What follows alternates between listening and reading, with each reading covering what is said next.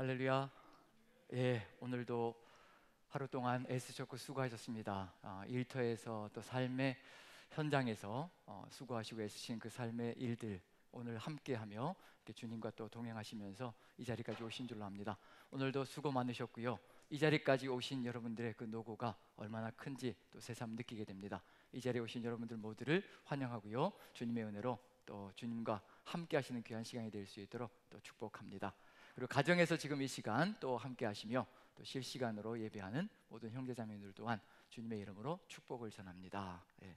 오늘 이 시간에 저희들이 이렇게 모였는데 또 하나님의 말씀을 가지고 같이 나가봐야 될 텐데요. 예. 요즘 백신을 접종하는 이제 계속되는 그런 상황들이 펼쳐지고 있는데 아마 접종하신 분들도 계시고 또 아직 기다리고 계시는 분들도 계시고요. 또 앞으로 또 뒤에 계속 또 접종이 이루어질 터인데 이게 백신 접종을 하면서 깨닫는 것이 들리는 소리가 상당히 다양하다는 거.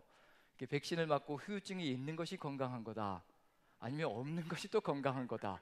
하도 말들이 많아가지고 이게 어디가 맞는 것인지 이게 참 헷갈리는 부분이 많은데요. 어찌되었든 백신을 맞고 후유증이 있든지 없든지 그것은 참 중요한 문제는 아닌 것 같고요.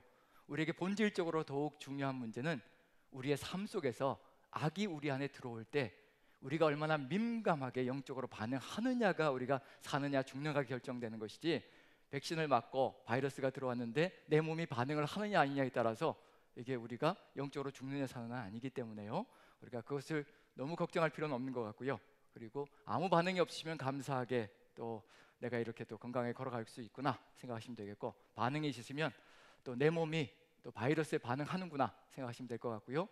저도 한 일주일 정도 좀 이렇게 지나면서 이제서야 이제 주일 지나면서 일주일 딱 지나니까 조금 이제 깨끗해지는 걸 느낍니다. 그래서 참 모자란다는 생각을 많이 하게 됐는데 어찌되었든 이렇게 삶을 살아가며 이런 경험들을 하면서 세상의 악에 저항하는 정신이 더 중요하지 않을까라는 생각을 일주일 동안 많이 하게 되었습니다. 그래서 지금 이 순간에도 우리가 가장 중요한 것은 세상의 악에 우리가 얼마나 우리의 몸과 마음이 반응하며 또 이겨내려고 극복하려고 애를 쓰는가, 그것이 가장 중요한 것이 아닌가 생각되고요.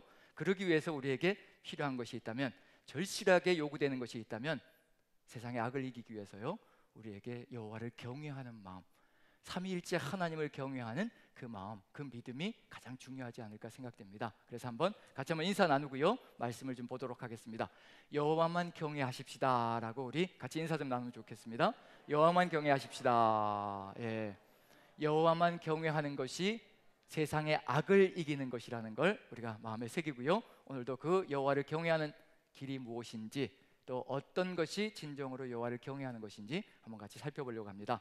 오늘은 중점적으로 전도서의 목표를 두고서요, 이제 잠언과 욥기는 이제 비교를 저번 주에는 제가 널브러져 있는 바람에 우리 말씀을 증거하지 못했고요. 그래서 저번 주에 나눴던 잠언과 욥기 그것을 간략하게 요약을 하고, 오늘은 이제 전도서를 보면서 전도서의 삶의 정황은 어떠한지, 그래서 잠언, 욥기, 전도서를 한번 비교하면서, 그리고 마지막에는 이제 한번 질문을 드리려고 합니다. 우리는 지금 각자 어떤 삶의 정황 속에 처해 있는지, 잠언의 시대를 살아가는 분들도 계시고 이게 욥기의 시대를 살아가는 분도 계시고요, 전도서의 시대를 살아가시는 분도 계십니다. 그래서 우리는 어느 시대 속에 처해 있는지 한번 비교해 보면서 우리가 그 상황 속에서 어떻게 견뎌가야 될지, 이겨나가야 될지 그것을 한번 같이 나눠봤으면 좋겠습니다. 말씀을 같이 봅니다. 세 방향에서 배우는 지혜인데요, 세 곳에 잠언, 욥기, 전도서에 나와 있는 핵심적인 지혜에 대한 내용 같이 한번 또 읽어보고 같이 나누도록 하겠습니다. 자, 잠언 9장 10절 같이 읽습니다. 시작. 여호와를 경외하는 것이 지혜의 근본이요 거룩하신 자를 아는 것이 명철이니라. 욥기 28장 28절 같이 읽습니다. 시작. 또 사람에게 말씀하셨도다. 보라, 주를 경외함이 지혜요 악을 떠남이 명철이니라. 전도서 12장 13절 같이 읽습니다. 시작. 일의 결국을 다 들었으니 하나님을 경외하고 그의 명령을 지킬지어다. 이것이 모든 사람의 본분이니라. 세 권의 지혜서가 공통적으로 이야기하는 것, 여호와를 경외하는 것이 가장 중요하고 소중한 것이다. 그런데 세 권의 지혜서가요, 잠언, 욥기, 전도서가요, 삶의 정황은 다 다릅니다. 잠언서의 삶의 정황이 다르고 욥기의 삶의 정황이 다르고 전도서의 삶의 정황이 다릅니다.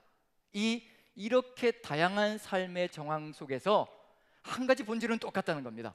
우리가 어떻게 살아가야 될 것인가에 있어서만큼은 절대로 다르지 않고 본질은 똑같다는 겁니다. 바로 여호와를 경외하는 삶만이 어떤 삶의 정황 속에서도 능히 극복하고 이기며 걸어가는 것이라, 그것을 보여주고 있는 중입니다. 본질이 희석되면 안 되는 거죠. 본질이 흔들리면 안 되는 거죠. 하나님의 진리는 늘 동일합니다. 어떤 상황 속에서도 하나님의 진리는 흔들림이 없습니다. 그 진리를 우리가 어떻게 살아내야 될 것인가가 아마 우리에게 가장 중요한 요소가 아닌가라는 생각이 듭니다. 그래서 저번 주에 저저번 주에 잠언과 욥기를 비교하면서 잠언서의 신학이 있고 욥기서의 신학이 있고 삶의 정황이 있다고 말씀드렸는데, 잠언서는 확신으로 가득 들어차 있습니다. 이렇게 하면 이렇게 된다. 우리의 삶 속에서도 어쩌면 그런 삶의 정황을 살아가시고 계신 분들이 계실 수 있습니다. 나는 이렇게 하나님 말씀대로 살았더니 이렇게 되더라. 그런 삶의 정황이 있거든요. 그런데 욥기는 어떤가요? 그렇게 살았는데도 어떤가요? 살았는데도 그대로 안 되는 거예요. 하나님의 말씀대로 살았는데 모든 게 다 뒤틀리는 겁니다. 뒤틀리고 고통스럽고 그 말씀대로 안 되는 삶의 정황이 있다는 거. 그런 삶의 정황을 살아가시는 분들도 있을 겁니다. 그리고 또 어떤 분들은 이 잠언서와 욥기의 중간지대를 살아가시는 분들도 있습니다. 이게 되는 것도 같고 안 되는 것도 같고, 어떤 때는 되다가 어떤 때는 또 안 되기도 하고, 이렇게 왔다 갔다 하면서 또 삶의 정황을 살아가시는 분들도 있거든요. 그런 점에서 이제 우리의 삶의 정황은 어디에 있는지, 그리고 또 여호와를 경외하는 것은 도대체 어떤 의미인지, 그걸 한번 같이 돌아보면서 나아갔으면 좋겠습니다. 먼저 뭐부터 비교해 봐야 되냐면요, 잠언과 욥기서에 나와 있는 삶의 정황. 잠언서에도 동일한 상황이 나오는데 거기에 대해서 어떤 확신이 있고, 욥기서에도 그 상황 속에서 어떤 절망감으로 울부짖고 있는지 한번 비교해 보면서요, 이렇게 비교하는 이유는 뭐냐면 이제 전도서로 건너뛰기 위해서 비교하는 겁니다. 전도서에는 또 어떤 상황이 펼쳐질 것인가? 그럼 이것보다 더 심각한 일이 벌어질 터인데 그 심각한 상황은 도대체 어떤 것일까? 한번 비교를 해봐야 되겠죠. 먼저 잠언서와 욥기서에 나와 있는 악인의 형통함에 대한 것을 한번 다뤄보려고 합니다. 잠언서 21장이고 24장인데요 24장의 내용은 어제 묵상했던 내용입니다. 오늘 24장 끝까지 이제 묵상을 한 거죠.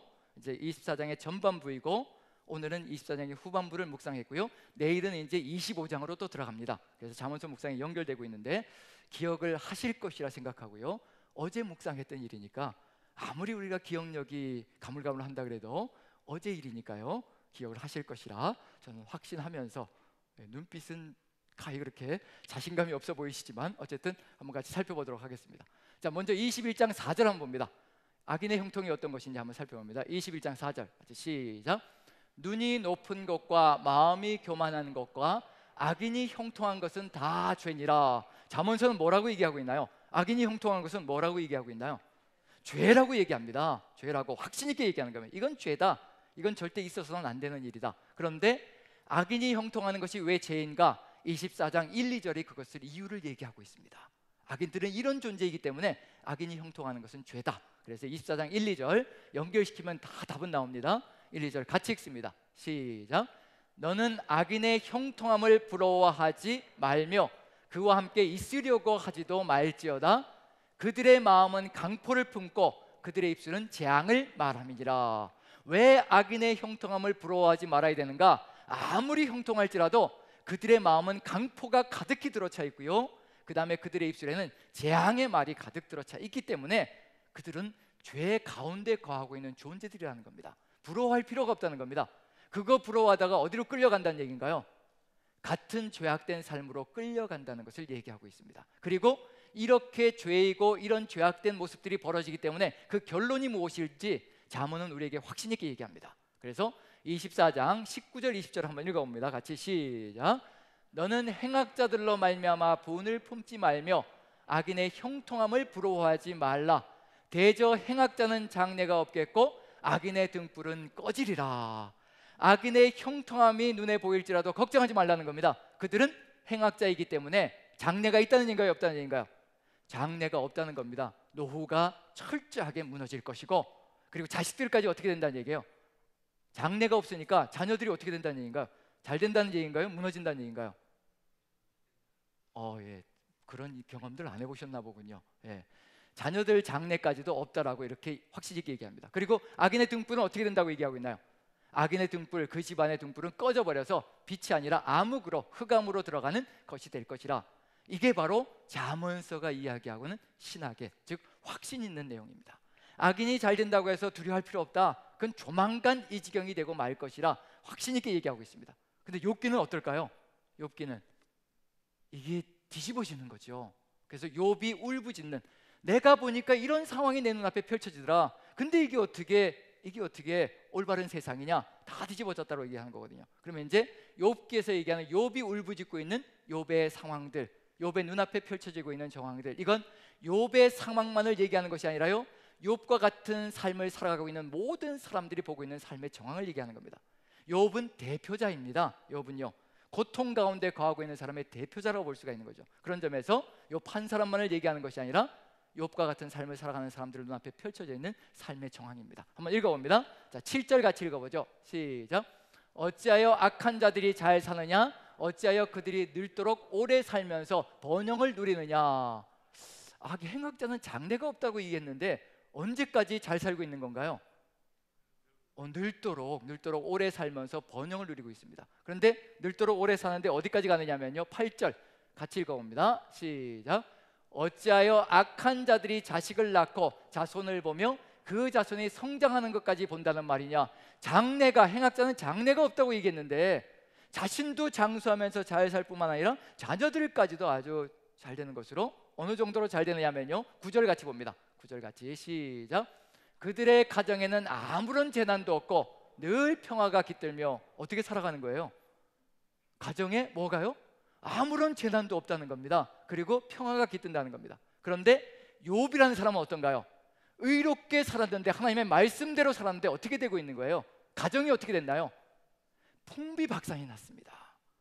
모든 악으로 가득 들어차 있습니다. 이런 삶의 정황을 걸어가는 사람들이 있다는 얘기입니다. 그런데 이것이 어떤 마음속에 절박감까지 들어가느냐면요, 그 다음 부분 보면 누구도 이렇게 하시지 않느냐면, 같이 한번 읽어보죠. 시작. 하나님마저도 채찍으로 치시지 않는다. 기다렸거든요. 너희가 늙을 때는 이렇게 될 것이라. 하나님께서 채찍으로 쳐서 징계하셔서 너희가 늙을 때 이 지경이 될 것이라. 너희 자녀들도 그 지경이 되고 말 것이라. 기다렸는데 누가 간섭하지 않으시는 건가요? 하나님께서 간섭하지 않으시는 겁니다. 그럼 마음이 어떨까요? 그럼 이제 어떤 마음까지 들기 시작할까요? 이렇게 내가 선하게 의롭게 산 것이 어떤 마음이 들까요? 이게 시편 73편에도 들어가 있는 내용입니다. 내가 하나님 앞에서 의롭게 산 것이 무슨 가치가 있는 것인가, 그런 얘기까지 쏟아붓습니다. 정말 그런 얘기까지 나올 수가 있습니다. 내가 이렇게 하나님 말씀대로 살아간 것이 무슨 의미가 있는가라는 그런 탄식까지 쏟아져 나올 수 있는 것이 우리의 삶의 모습일 수 있거든요. 그리고는 이렇게 됩니다. 18절 같이 한번 읽어보죠. 같이 시작. 그들은 그렇게 일생을 행복하게 살다가 죽을 때까지 아무런 고통 없이 조용하게 수월로 내려간다. 이 사람이 지금 욥이 뭘 지켜보고 있었던 건가요? 끝까지 악인의 형통을 언제까지 지켜본 거예요? 죽을 때까지 낱낱이 다 지켜보고 있는 중입니다. 그래, 죽을 때는 네가 급살병을 맞아서 네가 죽을 것이라 기다리고 있었는데 어떻게 됐나요? 그게 아닌 거죠. 그렇게 하나님을 잘 믿고 정말 그렇게 신실하게 살아갔던 사람들이 불치병으로 죽어가는 안타까운 일들이 우리의 삶 속에서도 벌어지고 있는 중입니다. 그런데 악인이라고 하는 세상 사람들은 어쩌면 그렇게 떵떵거리면서 장수하면서 살도 피둥피둥 치고, 죄송합니다, 이렇게 얘기하면 안 되는데, 어쨌든 하여튼 기름기가 넘치면서 이렇게 살아가는 모습들, 건강하게 살아가는 모습들, 그런 모습들이 비치는 거죠. 자, 그런데 17절 봅니다. 17절 같이 읽습니다. 시작. 악인의 등불이 꺼짐과 재앙이 그들에게 닥침과 하나님이 진노하사 그들을 곤고하게 하심이 몇 번인가. 악인의 등불이 꺼진다. 분명히 잠언서 19절, 20절, 24장이요 마흔제공이 뭐라고 되어 있냐면요, 악인의 등불은 꺼진다라고 되어 있거든요. 그런데 욥이 보니까 그게 아니라는 거예요. 악인의 등불이 약속하신 것처럼 꺼진 적이 몇 번이나 되느냐는 거예요. 아무리 살펴봐도, 아무리 보아도 그런 경우를 본 적이 없다라고 얘기를 합니다. 그 정도로 지금 세상이 어떻게 됐다니, 뒤집어져 있다는 겁니다. 세상이 악하게 돌아가고 있다는 얘기고요, 악인들이 이렇게 잘 되는 세상이 만들어지고 있다는 겁니다. 그럼 이러한 세상을 살아가고 있다면 어떤 삶의 정황일까? 우리가 살아가는 세상은 지금 어떤가요? 정말 의인이 잘 되고 악인이 망하는 세상인가요? 의인이 망하고 악인이 흥하는 세상인가요? 그런 것들을 비교해 본다면 지금 욥의 시대나 우리 시대나 한번 비교점이 들어갈 수가 있겠죠. 세상 속에서 누가 잘 되든가요?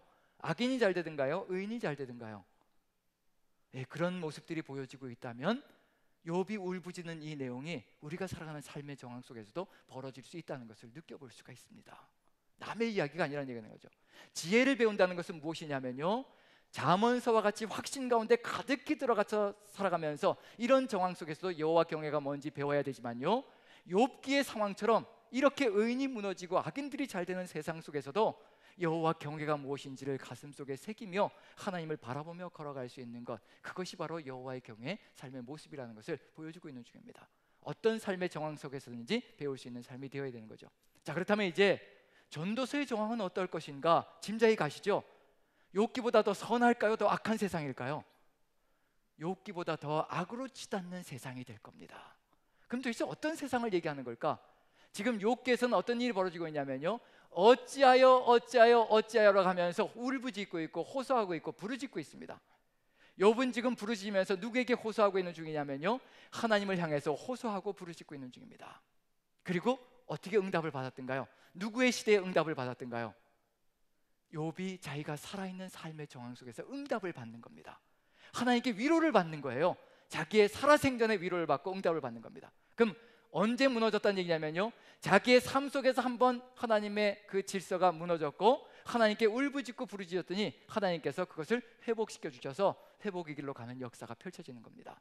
한 세대만에 이루어지는 겁니다. 그럼 전도서는 어떤 삶의 정황일까? 한 세대가 아니라 몇 세대로 갈 수 있다는 얘기인가요? 이러한 욥과 같은 삶의 정황이 한 세대로 끝나는 것이 아니라, 그러면 너무 감사한데요, 우리 시대로 끝나고 나에게서 회복이 일어나고 내 자녀들에게 축복이 또 연결되어진다면 이것처럼 감사한 일이 없는데, 삶을 살아가다 보면요, 내 세대에서도 다음 세대에서도 그 다음 세대에서도 희망 없이 살아가는 삶의 정황이 있을 수도 있다는 얘기입니다. 그런 삶의 정황 속에서 어떻게 걸어가야 될 것인가, 그것까지도 배우는 것이 뭐냐면 여호와를 경외하는 삶이라는 겁니다. 여호와 경외자의 삶이 바로 그와 같다는 얘기가 되는 거죠. 이제 전도서로 넘어가는데요, 전도서로 넘어가기 전에 먼저 무엇과 한번 비교해 봐야 될 필요가 있냐면요, 잠언서와 한번 전도서를 비교해 봐야 될 필요가 있습니다. 확신으로 가득 차 있는 잠언서와 전도서, 이게 무엇으로 비교해 보려고 하느냐면요, 창조 신앙으로 한번 비교해 보려고 합니다.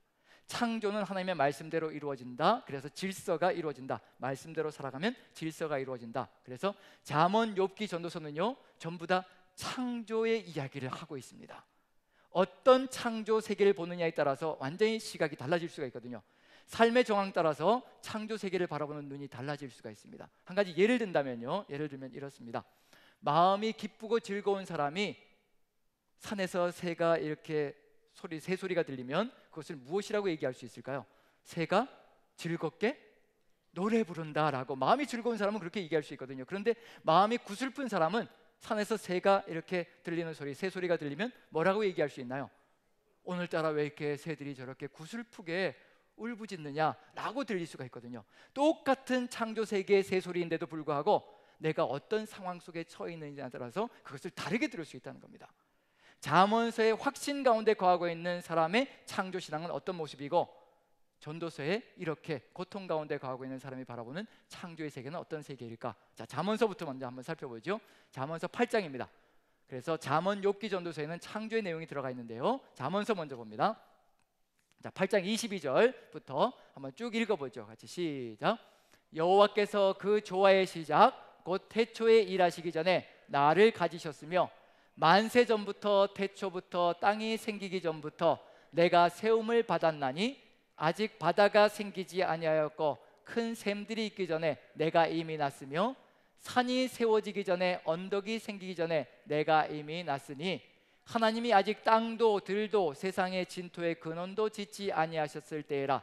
그가 하늘을 지으시며 궁창을 해면에 두르실 때 내가 거기 있었고. 여기서 다시 한번 돌려주시면 좋겠습니다. 여기서 나는 누구일까요? 이제 국어 시간입니다. 주제 파악을 하는 겁니다. 자, 여기서 나는 누구일까요? 욥, 지금 잠언서를 하고 있습니다. 여기서 나는 누구일까요?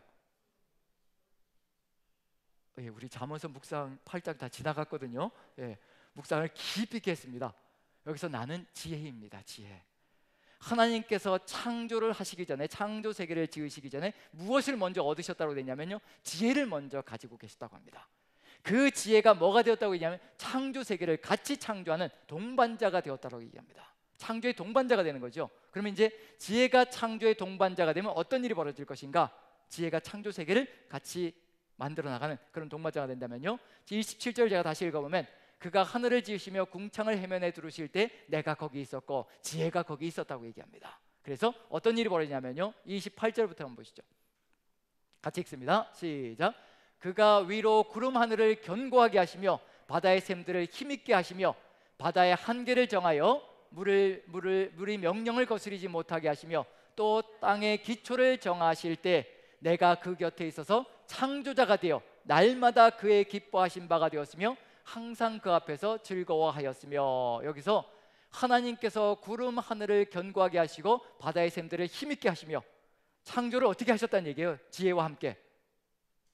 무질서하게 하셨다는 얘기인가요? 견고하게 있어야 될 곳에 있게 하시고 무질서를 질서로 만들어 가셨다는 얘기인가요? 질서롭게 견고하게 하나님께서 지혜와 함께 창조를 만들어 가셨다라고 얘기를 하고 있습니다. 거기에 덧붙여서 바다의 한계를 정하여 물이 명령을 거스르지 못하게 하셨다라고 얘기합니다. 한계를 정했다. 바다는 보통 구약 성경 속에서 악의 상징적인 요소가 되거든요. 그 악이 어떻게 했다고 얘기하고 있나요? 한계를 넘어오지 못하게 만들었다는 겁니다. 지혜로 한계를 넘어오지 못하게. 그럼 결국 지혜와 함께 살아가면 무엇을 막아낼 수 있다는 의미가 들어가 있는 건가요? 악이 우리에게로 넘어오지 못하게 한계를 딱 정해주는 그런 역사가 일어난다는 거, 거스르지 못하게 하시고요, 땅의 기초를 정하실 때 이제 내가 그 곁에서 창조자가 되었다고 얘기합니다. 여기서 창조자라는 단어가 히브리어로 아몬이라는 단어입니다. 아몬. 자, 여기서 많이 들어본 것 같지 않으신가요? 아몬. 지혜가 아몬이다. 지혜가 아몬이다라고 얘기합니다. 아몬. 어떤 단어가 생각나시나요? 아몬. 우리가 기도할 때마다 맨 마지막에 뭘 하죠? 아멘과 같은 어근을 가지고 있습니다. 말씀대로 그대로 이루어지다라고 하는 것이 아멘이거든요. 하나님의 뜻대로 이루어지다라고 하는 것이 아멘입니다. 지혜가 바로 그것을 이루어간다는 겁니다. 하나님의 뜻대로, 하나님의 말씀대로 그대로 이루어지다. 우리가 그렇다면 지혜와 함께 우리의 삶을 열어간다면 우리의 삶에 무슨 일이 벌어질까요? 하나님의 말씀대로 그대로 이루어지는 역사가 펼쳐질 것이며 악의 세력을 막아내는 역사가 펼쳐질 것이라는 것을 그대로 보여주고 있습니다. 그렇기 때문에 이 창조와 함께 동반해 창조를 함께 이루어갔던 지혜가 우리의 삶의 동반자가 되어서 우리의 가정을 이끌어 나가고 우리의 삶을 이끌어 나간다면요, 우리 집안이 이와 같은 창조의 질서가 아름답게 이루어질 것이고 내 삶이 이와 같은 창조의 질서가 이루어져서 31절에 같이 한번 읽어봅니다. 시작. 사람이 거처할 땅에서 즐거워하며 인자들을 기뻐하였느니라. 사람의 삶 속에 기쁨이 가득 찬 그런 세상이 만들어질 것이라는 것을 얘기하고 있는 중입니다. 확신으로 가득 들어차 있는 거죠. 이 지혜가 함께 한다면 창조 세계가 아름답게 이루어질 것이라는 것을 보여주고 있는 중입니다. 그럼 이제 전도서로 들어가서요, 이제 시작부터 창조의 내용이 들어가 있는데 전도서가 이야기하는 창조는 어떤 모습인지 한번 살펴봅니다. 전도서 1장 1절부터 한번 봅니다. 자, 1장 1절부터 1절만 같이 한번 읽어보죠. 시작. 다윗의 아들 예루살렘 왕 전도자의 말씀이라. 여기서 우리가 한번 기억해야 될 것은 뭐냐면요, 다윗의 아들, 그러니까 누구를 생각하는 건가요? 가장 먼저 솔로몬을 생각하는 거죠. 그렇지만 전도서 속에 솔로몬이라는 이름은 전혀 등장하지 않습니다. 저자가 솔로몬이라고 하는 사람들도 있고요, 또 아니라고 하는 사람들도 상당히 많습니다. 여기서 아들이란 단어가 벤이란 단어인데 아들이라고 해석되기도 하고 후손이라고 대부분들 더 번역되기도 합니다. 그래서 다윗의 후손이라고 얘기할 수도 있고요, 다윗의 아들이라고 얘기할 수도 있고요. 그럼 이 후손이라고 번역할 때 수많은 사람들이 다 거기에 해당되어질 수 있습니다. 그래서 전도자가 가르치는데 전도서 전체의 내용을 살펴볼 때 솔로몬이 가르친다고 하기에는 상당히 억패가 있는 삶의 정황들, 솔로몬의 시대를 넘어가는 수많은 삶의 정황들이 있습니다. 그리고 솔로몬의 시대뿐만 아니라 다양한 시대들이 겹쳐지고 있다는 것을 느껴볼 수가 있습니다. 그래서 솔로몬 이후의 시대까지도 다 포괄한다는 점에서 다윗의 후손이라고 번역하는 것이 더 나을 것이라고 생각합니다. 그래서 솔로몬이 아니라 전도자의 말씀이라, 전도자, 코엘렛이라고 얘기하는데 사람을 모아서 가르치는 사람을, 지혜를 가르치는 사람을 코엘렛이라고 얘기합니다. 그래서 전도자가 가르치는데요, 어떻게 얘기하고 있는가? 2절 같이 읽어봅니다. 2절 같이 시작. 전도자가 이르되 헛되고 헛되며 헛되고 했더니 모든 것이 헛되도다. 세상이 어떻다는 얘기예요? 세상이 헛되고 헛되다. 이 헤벨이란 단어인데 한 호흡 같고 한 경접이고 한 순간이고 그리고 헛되고 허무하다라고 얘기를 합니다. 세상이 헛되고 인생이 헛되고 모든 것이 헛되다라고 얘기를 하고 있습니다. 도대체 어떻길래 헛되다라고 얘기하는가? 3절 4절 한번 읽어보죠. 같이 시작. 해 아래에서 수고하는 모든 수고가 사람에게 무엇이 유익한가? 한 세대는 가고 한 세대는 오되 땅은 영원히 있도다. 세대가 가고 또 가고. 이게 한 세대만을 얘기하는 것이 아닙니다. 전도서는요, 욥기는 한 세대의 이야기를 얘기하고 있습니다. 욥의 시대를 얘기하고 있는 거예요. 욥의 시대에 고난이 있었고 욥의 시대에 응답을 받을 겁니다. 근데 전도서는요, 한 세대 만에 벌어진 일이 아닙니다. 한 세대는 가고 다음 세대가 오고 또 다음 세대가 오는데도 세상은 헛된 것들 뿐이라는 것을 얘기하고 있는 중입니다. 그 다음에 5절 같이 한번 읽어보죠. 5절 6절 같이 시작. 해는 뜨고 해는 지되 그 떴던 곳으로 빨리 돌아가고 바람은 남으로 불다가 북으로 돌아가며 이리 돌며 저리 돌아 바람은 그 불던 곳으로 돌아가고. 자, 느낌이 어떠신가요? 희망이 가득 차 보이시나요? 허무하고 허탈하고 아무 의미 없는 인생이 느껴지시나요? 돌고 도는 세상, 아무것도 바라볼 것이 없는 세상, 그냥 돌고 도는데 끊임없이 아침이 되고 저녁이 되고 이렇게 돌고 도는데 아무것도 희망이 느껴지지 않는 그런 세상을 지금 보고 있는 중입니다. 자, 7절부터 한번 보면요, 어떤 세상인지 한번 봅니다. 7절부터 같이 한번 쭉 읽어보죠. 같이 시작. 모든 강물은 다 바다로 흐르되 바다를 채우지 못하며 강물은 어느 곳으로 흐르든지 그리로 연하여 흐르느니라. 모든 만물이 피곤하다는 것을 사람이 말로 다 말할 수는 없나니 눈은 보아도 족함이 없고 귀는 들어도 가득 차지 아니하도다. 이미 있던 것이 후에 다시 있겠고 이미 한 일을 후에 다시 할지라.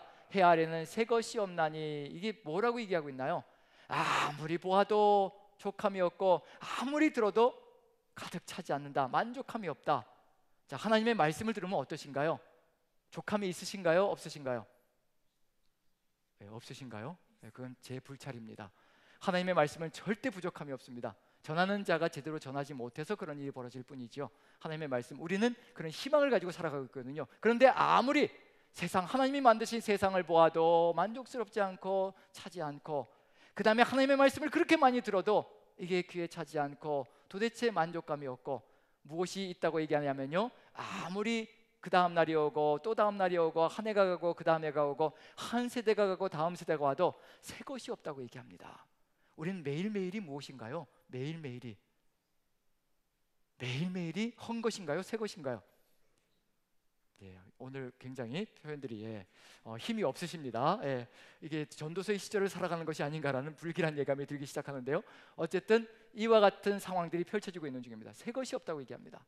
하나님께서는 분명히 예언자들을 통해서요, 이사야 선지자를 통해서 내가 너희들을 위하여 새 일을 일으킬 것이다 라고 약속해 주셨고요, 예레미야 선지자를 통해서 내가 너희와 새 언약을 맺을 것이라고 약속해 주셨고요, 에스겔 선지자에게 약속해 주시길 내가 너에게 새 영을 불어넣어 줄 것이라. 모든 것이 새것 새것이 가득 들어차 있는데 전도서 기자에게는요, 새 것이 아무것도 없다고 얘기합니다. 도대체 어떤 세상을 살아가길래 이렇게 새 것이 없다고 얘기하는가? 해 아래는 새 것이 없다. 그리고 10절 11절 같이 읽어봅니다. 같이 시작. 무엇을 가리켜 이르기를 보라 이것이 새 것이라 할 것이 있으랴. 우리가 있기 오래전 세대들에도 이미 있었느니라. 이전 세대들이 기억됨이 없으니 장래 세대도 그 세대들과 함께 기억됨이 없으리라. 잠언서에서는 지혜를 따라 살아가니 사람들에게 기쁨과 즐거움이 가득 찼다라고 되어 있는데, 아무리 살아가도 이전 세대도 기억됨이 없고 다음 세대도 기억됨이 없고 아무 의미가 없고 헛된 밖엔 없는 것이 전도서 기자가 살아가고 있는 삶의 정황이라고 얘기합니다. 도대체 어떤 세상을 살아가고 있을까요? 그럼 어디보다도 험악한 세상을 살아가고 있다는 것을 느껴볼 수 있을까요? 잠언서보다도 욥기서보다도 더 험악한 세상을 살아가고 있다는 것을 느껴볼 수가 있습니다. 이제 구체적으로 몇 군데만 뽑아봅니다. 이제 잠언서의 악인들이 잘 되는 것, 욥기서의 악인들이 잘 되는 것. 잠언서는 악인들이 아무리 잘 돼도 걱정하지 마라, 조만간에 사라질 것이다. 욥기서에서도 이게 악인들이 형통하는데 결국 그것이 누구의 시대에 또 회복되어지는 건가요? 욥의 시대 속에 하나님께 부르짖었더니 하나님께서 회복시켜 주셨다라고 되어 있습니다. 긴 시간이 아니라는 얘기거든요. 그저 한 인생의 한 평생일 뿐이라는 것을 얘기하고 있습니다. 그런데 전도서 기자가 보고 있는 세상, 곳곳에서 몇 군데만, 세 군데만 뽑아봅니다. 가득 들어차 있지만 세 가지만 뽑아봅니다. 한번 살펴보시면서 욥기에 정한 거 어떤 차이점이 있는지 한번 비교해 보시기 바랍니다. 질문을 제가 세 군데를 읽은 다음에요, 욥기와 어떤 차이점이 있는지 여러분들에게 질문 드릴 겁니다. 그러면 이제 대답해 주시면 됩니다. 자, 세 군데만 한번 읽어봅니다. 같이 한번 3장 16절 같이 읽습니다. 시작. 그가 해 아래에서 보건대 재판하는 곳 거기에도 악이 있고 정의를 향한 곳 거기에도 악이 있도다. 재판하는 곳에, 하나님의 백성이 재판하는 곳에 악이 있어야 되나요? 없어야 되나요? 없어야 되죠. 정의를 시행하는 곳에 악이 있어야 되나요? 없어야 되나요? 재판하는 곳에도 악이 있고 정의를 행하는 곳에도 악이 있고 모든 것에 악이 가득 들어차 있다고 얘기를 합니다. 도대체 어느 정도인지, 어느 정도 악이 가득 차 있는지 4장 1절부터 3절까지 한번 살펴봅니다. 악이 가득 차 있는 것만이 끝이 아니라 이런 세상이라고 얘기를 합니다. 같이 한번 읽어보죠. 시작. 내가 다시 해 아래에서 행하는 모든 학대를 살펴보았도다. 보라, 학대받는 자들의 눈물이로다. 그들에게 위로자가 없도다. 그들을 학대하는 자들의 손에는 권세가 있으나 그들에게는 위로자가 없도다. 여기까지만 읽어보죠. 해 아래에서 학대가 벌어지고 있는데 뭐가 없다는 얘기예요? 위로자가 없다는 얘기입니다. 욥은 길길이 날뛰어가지고 결국 하나님께로부터 뭘 받은 거예요? 결국 위로를 받은 겁니다. 야단도 맞았지만 위로도 받은 거예요. 그리고 욥도 칭찬도 받기도 한 겁니다. 친구들보다 욥이 더 바른 말을 하였다라고 위로를 받은 거거든요. 욥은 그래도 하나님께 끊임없이 울부짖음으로 하나님의 위로를 받으면서 마감되어집니다. 그런데 전도서의 삶을 살펴보면요, 위로자가 없다고 얘기합니다. 악은 곳곳에 만연해 있고 가득 들어차 있는데 아무도 위로해 줄 존재가 없다. 누구도 나서지 않는 세상이라는 얘기인가요? 하나님마저도 나서지 않는 세상이 되어버린 이런 세상을 살아가고 있다는 겁니다. 그래서 어느 것이 더 낫다라고 얘기하고 있냐면, 오죽하면 이렇게까지 얘기하고 있을까요? 한번 살펴봅니다. 그러므로부터 한번 살펴봅니다. 같이 시작. 그러므로 나는 아직 살아있는 산자들보다 죽은 지 오랜 죽은 자들을 더 복되다 하였으며 이 둘보다도 아직 출생하지 아니하여 해 아래에서 행하는 악한 일을 보지 못한 자가 더 복되다 하였노라. 자, 여러분들 살아있는 것이 복되시다고 생각하시나요? 차라리 죽는 것이 낫다라고 생각하시나요? 어떠실까요? 표정들을 여기 죽는 것이 낫다는 표정도 전도서 시절을 살아가고 계시는 중인가요? 이따가 제가 손 한번 거스르하게 이게 만들어 드릴 테니까요. 그때 기꺼이 한번 손을 들어 주시기 바랍니다. 표정들이 영 그렇지 않다는 느낌이 들어서. 자, 여기서 보면 전도서 기자가 살아가는 세상은요, 그냥 죽는 것이 더 낫다라고 얘기를 합니다. 차라리 태어나지 않는 것이 더 낫지 않았겠느냐라고 얘기할 정도로, 그 정도로 악이 온 세상에 가득 들어차 있습니다. 그리고 심지어는 어떻게까지 얘기하냐면 5장 8절 한번 읽어봅니다. 같이 시작. 너는 어느 지방에서든지 빈민을 학대하는 것과 정의와 공의를 짓밟는 것을 볼지라도 그것을 이상히 여기지 말라. 높은 자는 더 높은 자가 감찰하고 또 그들보다 더 높은 자들도 있음이니라. 이상하게 여기라고 얘기하나요? 이상하게 여기지 말라는 얘기인가요? 이상하게 여기지 말라는, 이게 당연하다는 얘기인가요? 당연하지 않다는 얘기인가요? 당연하다는 것을 얘기하고 있는 겁니다. 이게 당연하다 얘들아, 이게 당연하다, 세상이 그렇게 되어버렸다라고 얘기를 하고 있는 중입니다. 그럼 울부짖을 수 있을까요? 없을까요? 당연한 건데 당연한 걸 가지고 울부짖으면 어떻게 될까요? 뭔가 잘못 가고 있는 것이 될 수가 있는 거죠. 욥기는 뭘 얘기하고 있느냐면요, 이게 이상하다는 겁니다. 도대체 이런 세상이 되어서는 안 된다는 거예요. 그래서 욥이 길길이 날뛰면서 하나님께 울부짖는 겁니다. 왜 세상이 이렇게 뒤집어졌습니까? 하나님, 세상 하나님께서 관여하시기나 하시는 겁니까? 보시기나 하시는 겁니까?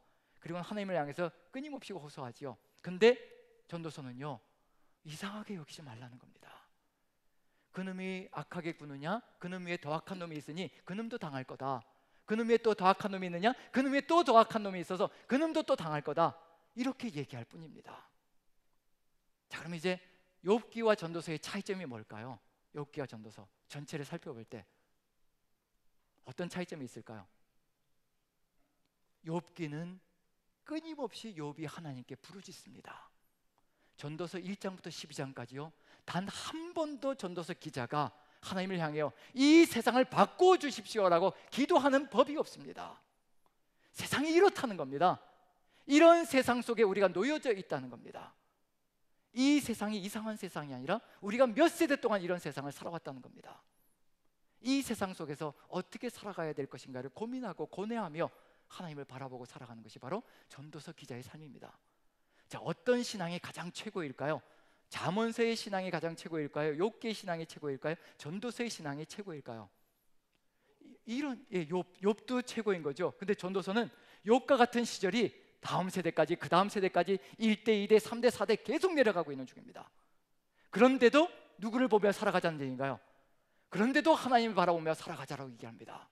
누구의 신앙이 최고인가요? 전도서 시절을 살아가고 있는 이 사람은요, 정말 최고입니다. 아무 희망도 보이지 않거든요. 몇 세대 동안 이렇게 악이 가득 들어차 있는 이상한 세상을 살아가면서도 역시 끝까지, 이제 나중에 전도서 기자의 신앙을 보면요, 이렇게 살아가자라고 얘기하는 그 신앙을 보면요, 정말 이 사람의 신앙은 독보적이라고 얘기할 수가 있습니다.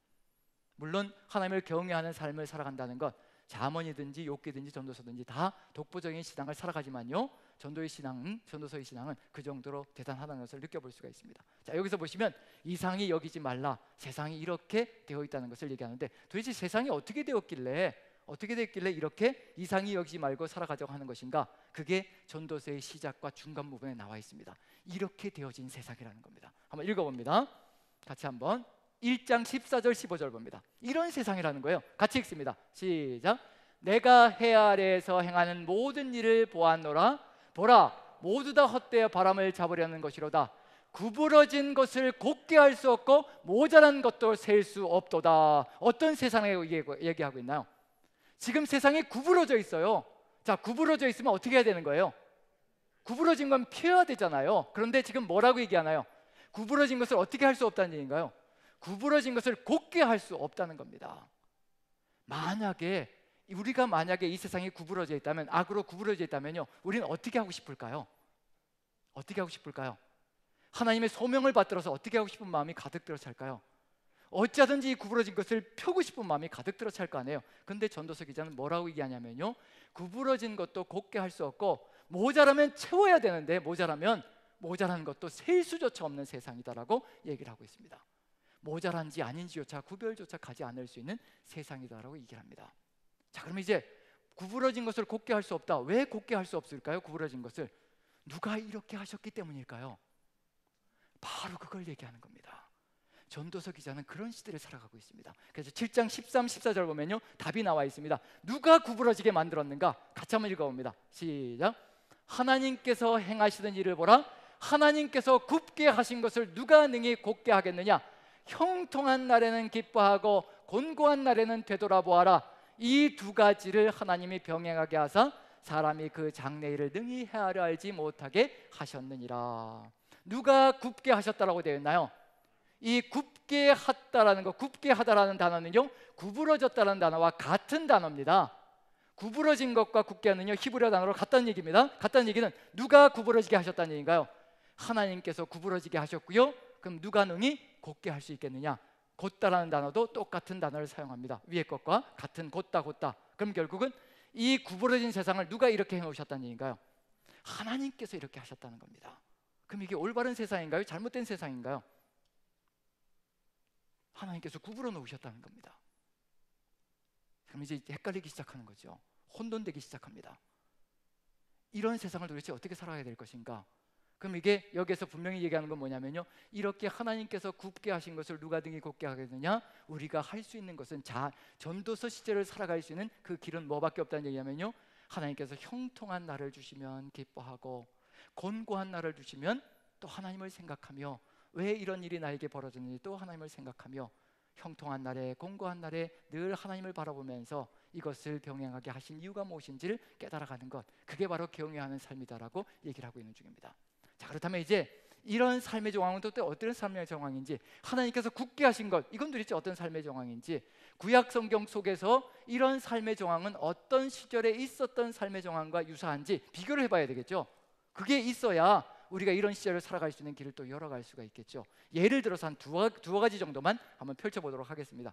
창세기 15장에 하나님께서 아브라함에게 약속하시는 것이 있습니다. 약속하시는 것, 창세기 15장이에요. 하나님께서 언약을 맺으시죠. 아브라함에게 이 가나안 땅을 주실 것인데 너의 후손에게 이 가나안 땅을 주실 것이라. 그래서 짐승을 쪼개놓고 그 사이로 이제 지나가는 언약식을 맺는 것이 창세기 15장에 나옵니다. 그 언약식을 맺으면서 아브라함에게 약속하시기를요, 이제 너희가 지금 네가 이 땅을 부여받는 것이 아니라 몇 년 뒤에요? 몇 년 뒤에라고 되어 있나요? 예, 크게요? 아유, 감사합니다. 예, 오전반보다 훨씬 낫습니다.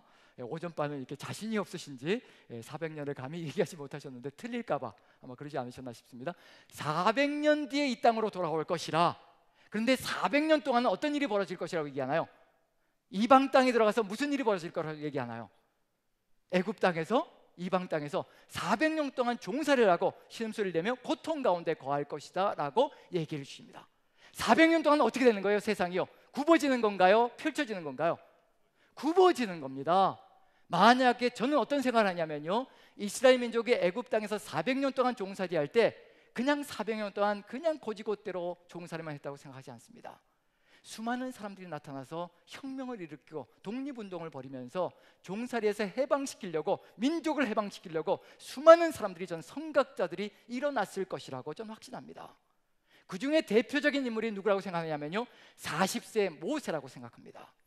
하나님의 소명을 받지 않았고요, 40세 모세는요, 자기 열정에 들떠서 자기가 히브리인이라는 것을 깨달았습니다.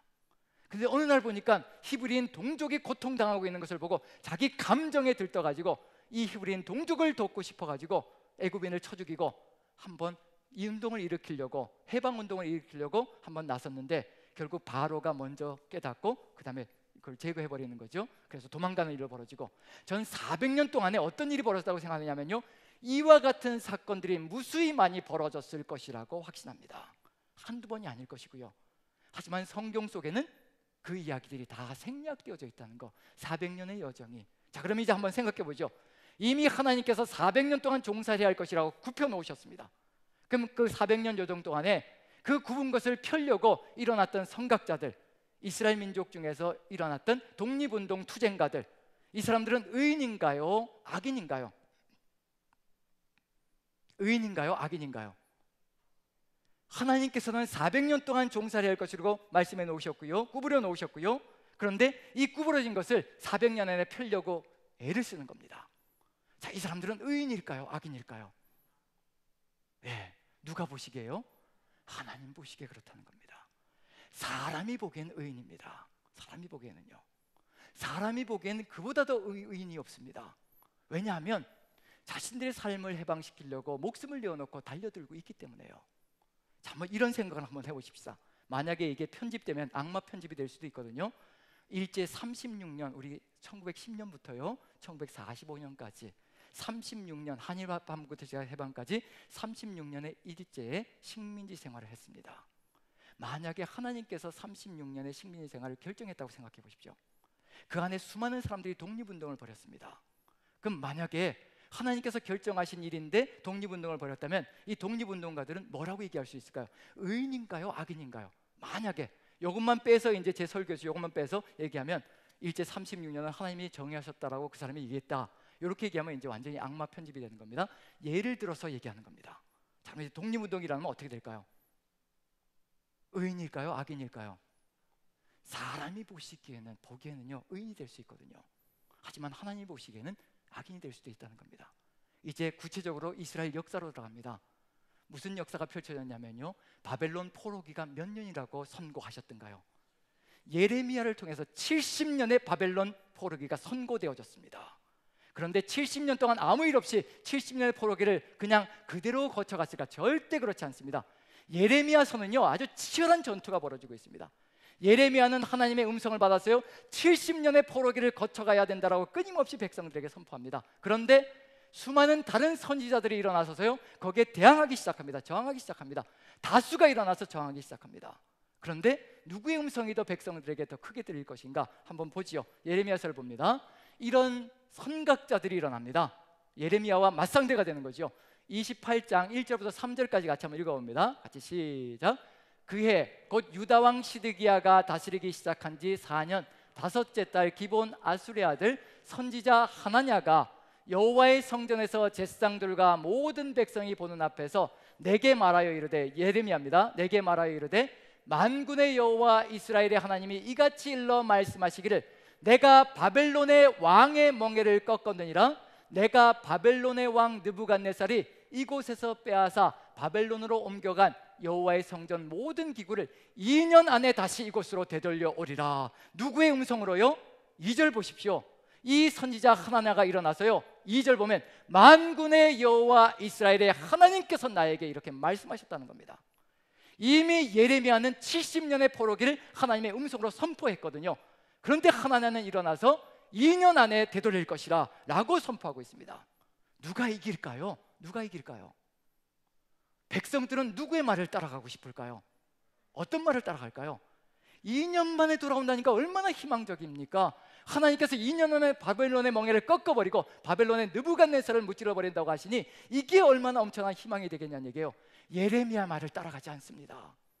이러한 거짓 선지자들 말을 따라가기 시작합니다. 하나님께서 70년을 굽혀 놓으셨는데 2년 만에 펴겠다라고 악을 써대고 있는 중입니다. 의인인가요? 악인인가요? 하나냐는 의인입니까? 악인입니까? 유다 백성들은 이 사람을 의인이라고 독립투사라고 그리고 지대하게 높이면서 그냥 환영할 겁니다. 하지만 하나님 보시기엔 악인입니다. 하나님께서 이미 선포하셨거든요. 예레미야가 얼마나 눈물을 흘리면서 피눈물을 흘리면서 선포해야 될지 생각을 해보십시오. 말씀을 증거하면 증거할 때마다 수많은 저항들이 들어옵니다. 죽일 듯이 덤벼듭니다. 심지어는 목숨의 위기까지 당합니다. 암살의 위험까지 당할 수밖에 없는 거죠. 누가 매국노인지 보시란 얘기입니다. 바벨론 왕의 멍에를 짊어지고 70년 동안 그를 섬겨야 한다. 그래야 우리가 잘 될 수 있고 하나님께서 그것을 바라시고 계신다 라고 선포하는 예레미야와 2년 만에 우리가 독립할 것이고 2년 만에 우리가 해방될 것이고 하나님께서 그렇게 할 것이다 라고 하는 이 선포자들의 말과 누가 매국노이고 누가 애국자로 선별될 것이라는 얘기예요. 이런 상황 속에서 예레미야는 매국노가 되는 것이고요, 그리고 바로 여기서 하나냐는 애국자가 되는 겁니다. 일제시대 때도 마찬가지라는 얘기거든요. 그런 상황들이 벌어진다면 정말 말 그대로 이게 딜레마가 벌어지기 시작하는 겁니다. 하나님의 말씀을 예레미야는 전하면 전할수록 정말 미친놈 소리를 듣는 겁니다. 심지어는 포로제다가요, 너희가 70년 동안 포로 생활을 해야 되니 너희가 그 편지를 써서 보내는 거예요. 예레미야가 하나님의 음성을 받들어서 너희가 그 포로지에서 집을 짓고 포도원을 가꾸고 결혼해서 자식을 낳고 그 자식을 또 결혼시켜서 자식을 낳아야 된다. 70년이 흘러가야 되니까요, 거기에서 망하지 말아야 되고 세대가 끊어지면 안 되니까요, 하나님의 음성으로 그렇게 편지를 보내는 겁니다. 그런데 그 포로지에서 스마야라는 지도자가요, 예루살렘 제사장에게로 편지를 보내는 겁니다. 그 미친놈을 제어하지 않고 네가 제사장으로 선 게 그런 미친놈들을 제어하라고 제사장으로 세웠는데 어떻게 그따위를 그렇게 선포하게 만들어 놓느냐, 그런 내용들이 예레미야서에 가득 들어차 있습니다. 그게 바로 예레미야서 속에서 벌어지고 있는 삶의 정황들이거든요. 그러면 누가 애국자이고 누가 매국노일까? 하나님께서 굽어지게 한 것을 펴려고 하는 사람이 애국자인가? 정말 의인인가? 그렇지 않은 사람들이 의인인가? 예레미야가 의인인가? 이런 수많은 딜레마를 우리에게 던져주고 있는 중입니다. 때로는요, 하나님께서 굽어지게 한 세상이 있을 수 있다는 겁니다. 그게 우리 자신에게는 아닐지라도 어떤 사람에게는요, 어떤 가족들에게는 굽어지게 만들어 놓은 세상이 있을 수 있다는 겁니다. 같은 시대를 살아가면서도요, 그걸 보면서 왜 저 사람은 저럴까라고 우리가 정죄하고 손가락질한다면 우리는 지혜를 제대로 배우지 못한 겁니다. 잠언서의 지혜가 있고 욥기의 지혜가 있고 전도서의 지혜가 있습니다. 이 모든 삶의 정황 속에서 여호와를 경외하는 법을 배우는 것이 바로 우리가 살아가야 될 삶의 정황이라는 얘기거든요. 이런 상황 속에서 그 다음에 보시면요, 이제 한번 살펴봅니다. 28장 15절부터 보시면요, 같이 한번 읽어봅니다. 시작. 선지자 예레미야가 선지자 하나냐에게 이르되 하나냐여 들으라. 여호와께서 너를 보내지 아니하셨거늘 내가 이 백성에게 거짓을 믿게 하는도다. 그러므로 여호와께서 이와 같이 말씀하시되 내가 너를 지면에서 제하리니 내가 여호와께 패역한 말을 하였음이라. 내가 금년에 죽으리라 하셨느니라 하더니 선지자 하나냐가 그의 7째 달에 죽었더라. 이러면 얼마나 좋겠습니까? 선포하자마자 그 사람이 그렇게 죽으면 얼마나 좋겠어요. 그런데 우리가 살아가는 세상은 그런 사람이 더 잘 되고 있는 세상이 또 되어질 수도 있다는 겁니다. 그래서 마음이 아프고 힘겹고 하나님의 말씀대로 살아가는 것이 너무도 버거울 때가 참으로 많습니다. 이런 상황뿐만 아니라 포로지에서도 거짓 선지자들이 일어납니다. 그 사람들이 끊임없이 이제 빨리 해방된다라고 독립투쟁을 해야 된다라고 하는 사람들이 있거든요. 한 군데만 더 읽어봅니다. 예레미야서에서요, 한번 읽어보죠. 29장 20절 21절 이런 선지자들이 나타나서 끊임없이 거짓을 선포하는 겁니다. 같이 읽어봅니다. 시작. 그런즉 내가 예루살렘에서 바벨론으로 보낸 너희 모든 포로여 여호와의 말씀을 들을지니라. 만군의 여호와 이스라엘 하나님께서 골라야의 아들 아합과 마아세의 아들 시드기야에 대하여 이와 같이 말씀하시니라. 그들은 내 이름으로 너희에게 거짓을 예언하는 자라. 보라, 내가 그들을 바벨론의 왕 느부갓네살의 손에 넘기리니 그가 너희 눈앞에서 그들을 죽일 것이라. 예루살렘에서도 거짓 선지자들이 예레미야와 대항을 하고 있고요, 포로지에서도 거짓 선지자들이 일어나서 빨리 해방될 것이라. 그리고 금방 돌아갈 것이니 우리가 독립투쟁을 하자라고 끊임없이 선동하는 사람들이 있다는 얘기입니다. 이 모든 삶의 정황 속에서 정말 우리가 눈을 바르게 열지 않으면요, 여호와 경외가 무엇인지 정확하게 깨닫지 못하면요, 우리도 무엇이 될 수 있냐면요, 스스로 의인이 될 수가 있고 지나치게 의인이 될 수가 있습니다. 내 감정을 따라서, 내 생각을 따라서요. 그래서 문제가 될 수 있는 겁니다. 그래서 전도서석에 뭐라고 얘기하느냐면요, 이렇게 얘기합니다. 그래서 우리도 깨달아야 될 필요가 있습니다. 전도서 시절을 살아갈 때는 이렇게 살아가야 된다는 것을 얘기하고 있는 중입니다. 이런 것을 넘어가지 말아야 된다는 걸 한번 봅니다. 전도서의 7장 15절부터 18절까지요. 같이 읽어봅니다. 시작. 한 날을 사는 동안 내가 그 모든 일을 살펴보았더니 자기의 의로움에도 불구하고 멸망하는 의인이 있고 자기의 악행에도 불구하고 장수하는 의인이 있으니 지나치게 의인이 되지도 말며 지나치게 지혜자도 되지 말라. 어찌하여 스스로 패망하게 하겠느냐. 지나치게 악인이 되지도 말며 지나치게 우매한 자도 되지 말라. 어찌하여 기한 전에 죽으려고 하느냐. 지나치다는 얘기는 무슨 얘기일까요? 굽어진 것을 어떻게 하려고 한다는 얘기예요. 하나님께서 굽게 하신 것을 펴려고 애를 쓴다는 겁니다. 누구의 뜻을 넘어간다는 얘기예요? 하나님의 뜻을 넘어가고 있다는 겁니다. 하나님께서 왜 이렇게 하신 것인지 깨달으려고 하기보다는 그걸 펴려고 안간힘을 써대는 겁니다. 그래서 이런 사람들은 그것을 분별할 수 있는 눈이 열릴 것이라. 18절 같이 읽습니다. 시작. 너는 이것도 잡으며 저것에서도 내 손을 놓지 아니하는 것이 좋으니 하나님을 경외하는 자는 이 모든 일에서 벗어날 것임이니라. 자, 무엇이 중요하다고 얘기하고 있나요? 정말 하나님을 경외하는 것이 무엇인지를 깨달아야 된다는 겁니다. 잠언서의 확신만이 하나님을 경외하는 것이 아니고, 욥기서의 그 확신만이 하나님을 경외하는 것이 아니고요, 전도서 시절 속에서도 하나님을 경외하는 것이 어떤 삶을 의미하는 것인지, 굽어진 것을 가지고도 하나님의 뜻을 깨달으며 살아갈 수 있는 길을 열어가는 존재가 되어야 되기도 한다는 얘기입니다. 이 세 가지의 삶의 정황을 다 배워야 그제서야 하나님 경외가 무엇인지를 온전하게 깨달아갈 수 있다는 겁니다. 잠언서만 깨닫고 나는 하나님의 경외를 배웠다, 아니라는 얘기입니다. 욥기의 정황 속에서도 하나님 경외를 배워야 하고요, 전도서 이 시절을 살아가면서도 하나님 경외가 무엇인지를 배워야 하는 겁니다. 구부러진 것을 펼 수 없는 세상 속에서도 하나님을 경외하는 것이 어떤 삶인지까지도 깨달아야 그제서야 내가 이제 지혜를 배웠다라고 얘기할 수 있는 것이 바로 진정한 지혜라는 겁니다. 그래서 지혜서는 세 권이 있습니다. 이 세 권의 정황을 넘어가는 삶이 없기 때문에 그렇습니다. 우리의 삶 속에서 이 모든 상황들을 깨닫게 만들어 가시는 이유는 뭐냐면요, 우리가 어느 누구도 정죄하지 않게 만들기 위해서 그렇습니다. 우리와 다른 삶의 정황을 살아가는 사람들이 있거든요. 그런 삶을 살아가는 삶의 정황들을 우리가 정죄하지 않고 그 사람들까지 이해할 수 있는 눈을 열어갈 수 있는 것, 그게 바로 여호와 경외라는 겁니다. 그래서 무엇이 중요한 것인가? 때를 분명하게 분별할 수 있어야 합니다. 어떤 때인지, 굽어진 것을 펼 수 있는 때인지, 욥처럼 펼 수 있기 때문에 부르짖고 울부짖어야 하는 때인지, 하나님의 그 굽어진 것을 가지고 살아가야 될 때인지, 아니면 확신 있게 내가 하나님의 신앙을 가지고 이젠 된다라는 확신을 가지고 살아가야 되는 시절인지, 이런 것들, 이런 때를 분별할 수 있어야 되거든요. 그래서 전도서에는 때에 대한 이야기가 유명한 구절이 들어가 있습니다. 전도서 3장 1절부터 8절까지의 내용입니다. 자, 때를 살펴보면서요, 우리는 어느 때를 살아가고 있는지 한번 읽어봅니다. 자막에 나오지 않을 것이고요, 전도서 3장 1절부터 8절까지 읽으시면서 어느 쪽을 선호하시는지 한번 살펴보시기 바랍니다. 자, 전도서 3장 1절부터 8절까지 때가 있습니다. 때. 어느 때가 여러분들 마음에 흡족하게 와닿으시는지 한번 살펴봅니다. 같이 읽습니다. 시작.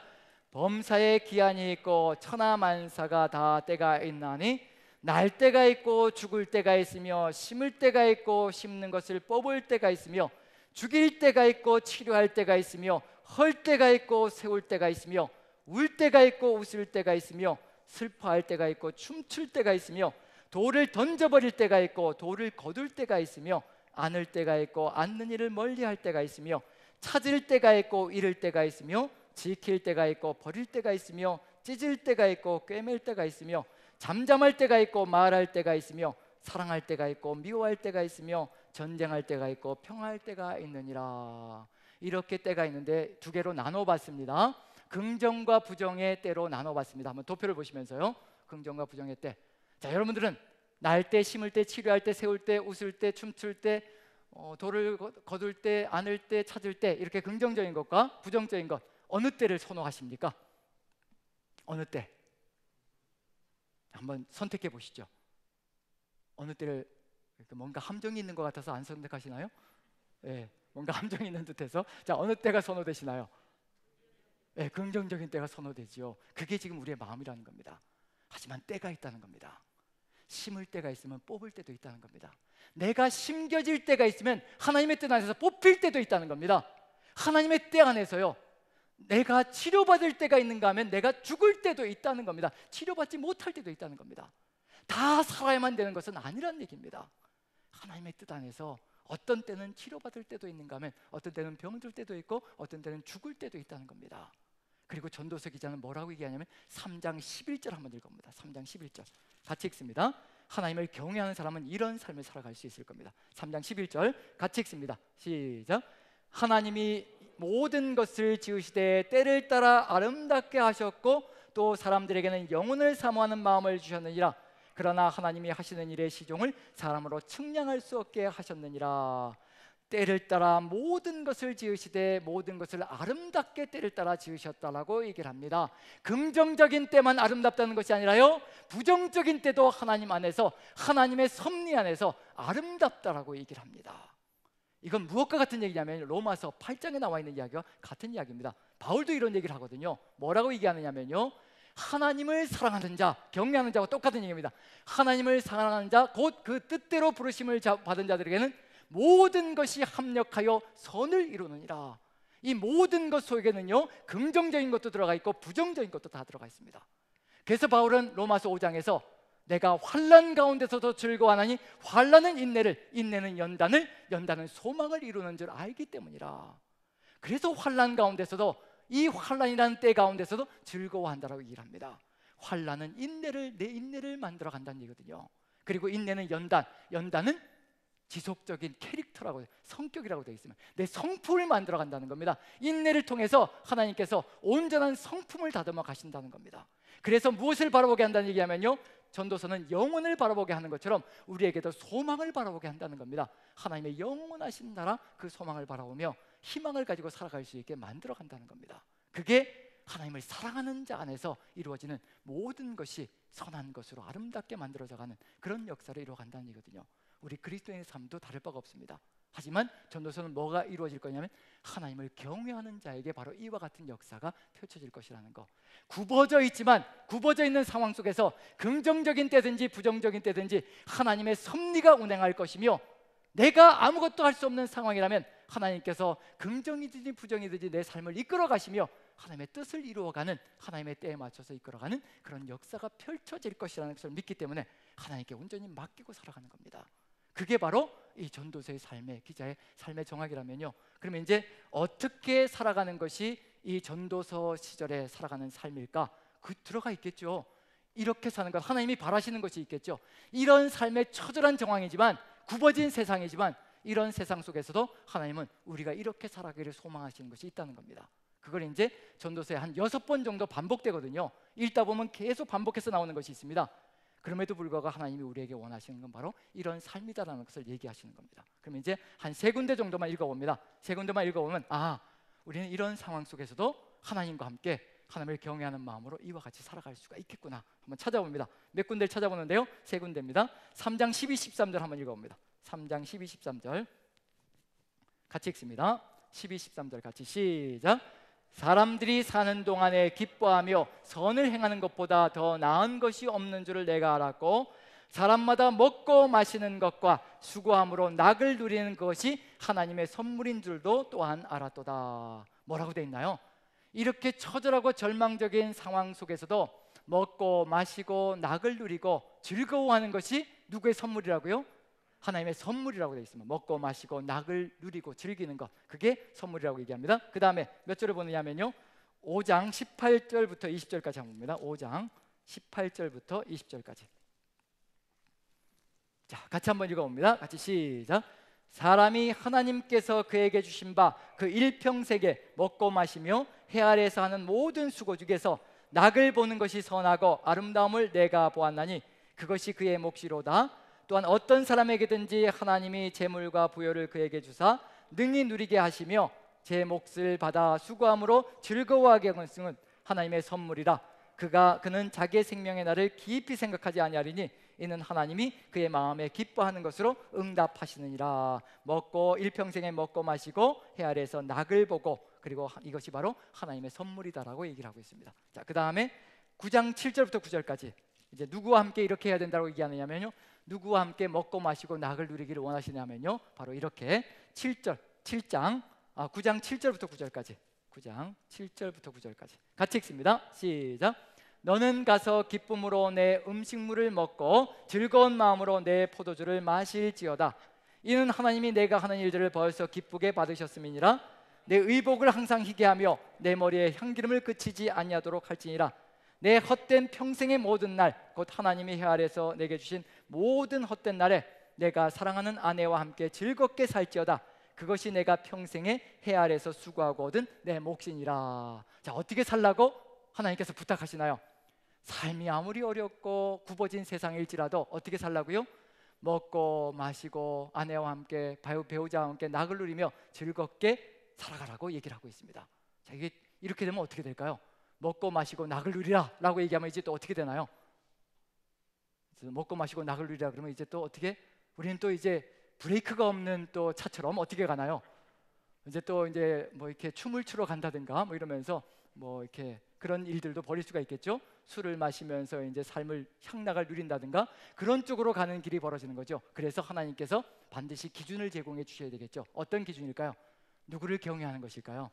하나님을 경외하는 것이 될 겁니다. 그리고 반드시 기억해야 될 것이 있습니다. 두 군데만 읽어봅니다. 6번 정도 이렇게 먹고 마시고 낙을 누리는 것이 하나님께 주신 복이다라고 얘기했다면요, 6번 하나님을 경외한다라는 단어가 등장합니다. 그럼 결국은 이렇게 낙을 누리는 것과 하나님 경외는 같이 가야 된다는 겁니다. 떨어져서는 절대 안 되는 거고요. 두 군데만 읽어봅니다. 8장 12절 13절 같이 읽습니다. 8장 12, 13절. 자, 이게 전도서 기자의 신앙입니다. 이런 신앙이라면 어떤 신앙인지 한번 살펴볼 수가 있겠죠. 12, 13절 같이 읽습니다. 시작. 죄인은 100번이나 악을 행하고도 장수하거니와 또한 내가 아노니 하나님을 경외하여 그를 경외하는 자들이 잘 될 것이요 악인은 잘 되지 못하며 장수하지 못하고 그날이 그림자와 같으리니 이는 하나님을 경외하지 아니함이니라. 아무리 악인이 잘 되고 몇 세대에 걸쳐서 악인이 잘 될지라도 나는 그렇게 살아가지 않을 것이라. 누구를 경외하며 살겠다고요? 하나님을 경외하며 살 것이라. 그래서 이게 전도자의 신앙이라는 겁니다. 어떤 삶의 정황이 펼쳐질지라도 나는 하나님 경외를 버리지 않을 것이라. 그리고 왜 하나님 경외를 버리지 않을 것이라고 얘기하냐면요, 마지막 결론에서 드러납니다. 하나님은 이런 분이시기 때문에 나는 절대로 하나님 경외를 버릴 수가 없다. 그리고 낙을 누릴지라도 나는 한계선을 지키며 갈 것이라. 자, 전도서 12장 13, 14절 마지막 결론입니다. 마지막 결론 12장 13, 14절. 자, 같이 읽습니다. 같이 시작. 일의 결국을 다 들었으니 하나님을 경외하고 그의 명령들을 지킬지어다. 이것이 모든 사람의 본본이니라. 하나님은 모든 행위와 모든 은밀한 일을 선악간에 심판하시리라. 아무리 굽어져 있는 세상이고 아무리 펼 수 없는 세상이며 악이 득세하고 정말 악인들이 이렇게 흥황하며 살아가는 세상일지라도 세상에 선악을 심판하시는 분이 있으니 그분이 바로 우리 하나님이시라는 겁니다. 하나님께서 마지막 심판대 앞에서 우리를 선악간에 심판하실 거라는 겁니다. 우리가 먹고 마시고 낙을 누릴지라도요, 누구 안에서 이루어져야 되냐? 하나님을 경외하는 그 안에서 이루어져야 될 것이고요, 선과 악을 바르게 분별하면서 바로 선과 악을 분별하며 낙을 누리는 길을 걸어가야 될 것이라는 거. 하나님께서 우리의 심판대 앞에서 우리를 심판하실 심판주가 되실 것이기 때문에 무엇을 바라보고 있는 중이냐면요, 설사 이 땅에서 내가 제대로 누리지 못하고 살아갈지라도 하나님께서는 마지막 심판대 앞에서 신원해 주시고 갚아주실 것이라는 것을 믿기 때문에 그 하나님께 맡기고 하나님 경외를 버리지 않는 것이 누구의 삶이냐면요, 바로 전도서 기자의 삶이라는 겁니다. 이게 바로 하나님 경외의 삶이라는 것을 보여주고 있는 중입니다. 잠언, 욥기, 전도서가 다 하나님 경외를 보여주고 있지만요, 그 경외가 어떤 삶의 정황 속에서라도 흩어지지 않는 것, 그것이 바로 우리가 걸어야 될 삶의 정황이라는 것을 그대로 보여주고 있는 중입니다. 자, 그럼 이제 한번 마지막으로 질문 한번 드려보죠. 자, 이제 잠언, 욥기, 전도서에 이런 삶의 정황들이 있는데, 한번 여러분들은 어떤 삶의 정황을 살아가고 계시는지 한번 솔직하게 한번 손을 좀 들어서 표시를 해주시면 좋겠습니다. 저도 목회를 하면서 어떤 분을 어떻게 좀 대해야 될 것인가 좀 이렇게 살펴보기 위해서 한번 여쭤보는 겁니다. 자, 나는 잠언의 시대를 살아가고 있다. 확신 있게 이렇게 하면 이렇게 되더라. 내 삶은 이렇게 되더라. 자, 잠언의 시대를 살아가고 있다. 예, 저는 다 그렇게 살아가시는 걸로 생각했는데, 예. 자, 그럼 나는 욥기 시대를 살아가는 것 같다. 아니, 그럼 자, 전도서인가요? 자, 전도서의 시대를 살아가고 있다. 아이고 주여, 아니 그러지 않은 줄 알았더니, 예, 내려주시죠.